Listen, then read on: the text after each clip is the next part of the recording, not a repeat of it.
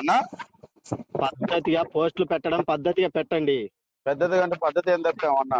నేను అసలు ఎక్కడైనా కూడా అన్నా నేను ఒక్కటి మాట చెబుతున్నా చూడన్నా. పద్ధతులు మారితే తస్మాత్ జాగ్రత్తగా ఉండండి. ఎంతలో ఉండాలని అంతలో ఉండండి. ఏం అధికారం పై నుంచి కింద అనుకుంది. అధికారం లేనప్పుడు మేము బొచ్చు కూడా భయపడలేదు. ఇప్పుడేం ఏంటికి కూడా కాదు. ఇంకా అన్నా నేను చెప్పేది నన్నా. ఎవర్రా నీకు భయపడేది? ఎవడు?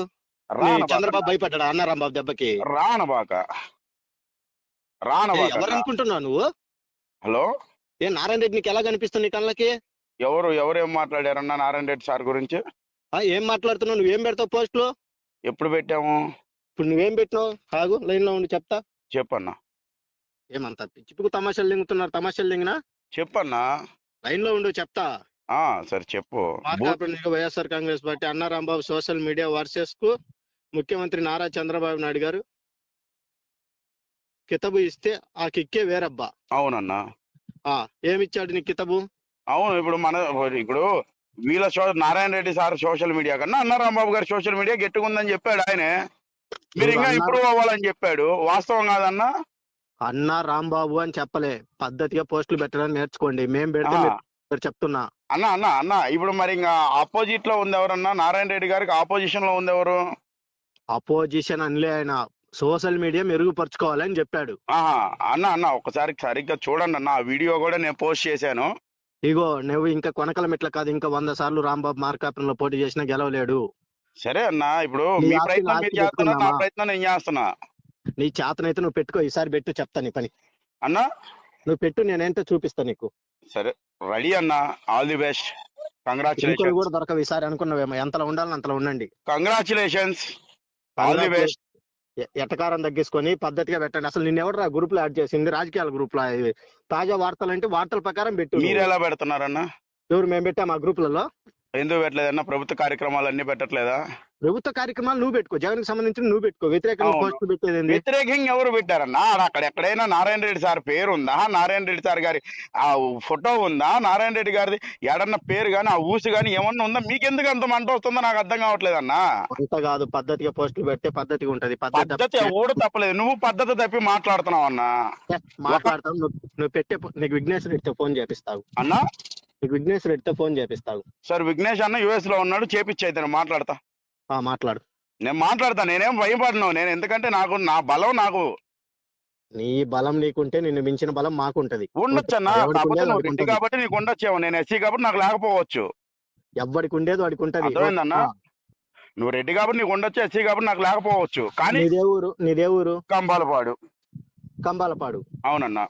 కంబాలపాడు ఎటు సైడ్ మీ ఇల్లు? మాలపల్లిలోనేనన్నా. సరే ఓకే ఆగు. హలో హలో అన్న, ఏదో చేస్తానన్నావు ఇప్పుడు? ఎవరు?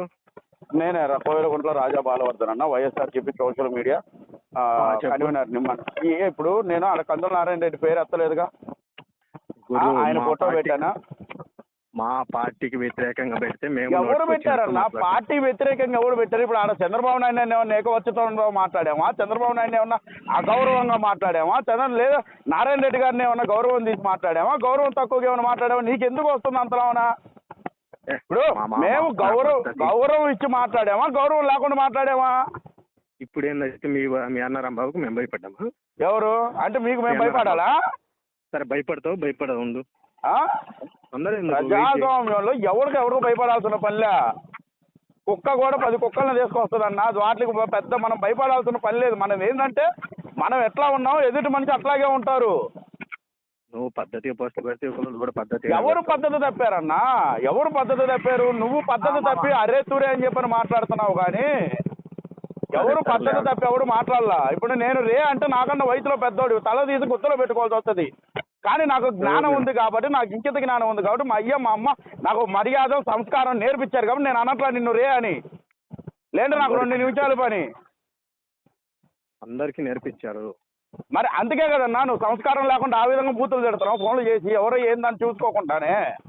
ఇప్పుడు ఆడ ఎవరు కందుల నారాయణ రెడ్డి గారికి వ్యతిరేకంగా ఎవరు పోస్టులు పెట్టారు? కందుల నారాయణ రెడ్డి గారికి అన్నా తొందర ఎందుకు ఆగు.